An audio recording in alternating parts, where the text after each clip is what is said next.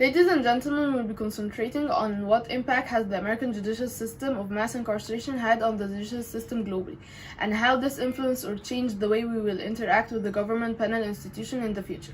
Let me ask you this. Do you think it's fair that the government can manipulate people and use their power against countries and their prison? How can you stand helplessly wishing that they would change without actually taking any stand? Against the unfairness of power, they didn't even care about human rights. Well, we all know the answer. Let me explain it more in my section, the judicial system. By the end of the American Civil War, power shifted away from the states toward the national government. The evolution of the judicial system includes courts, corporal punishment, prison, and jail. The United States Constitution specifies the method of punishment and terms of the law to abbreviate acts of prison for all judges.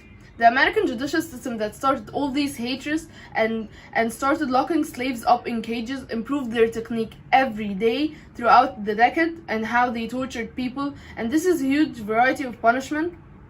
People all around the world heard about slavery and the way America locked up those who are lower than the criteria of rich men. When an unrealizable system applied in a country, it gossiped all around, and now everyone wants to apply it, especially the rich one. What better way to get rid of the poor, uneducated, unproductive people in the world than locking them up? Every government's law was chosen by the voting of people, but still the government system is so spoiled that they apply it to treat the society with an unfairness, inhumane and cruel way. The United States government twisted the law to serve those rich people only. The judicial system is under the power of the United States government over a huge majority of cities. The government kicks people and beat them under the name of the United States applying its law.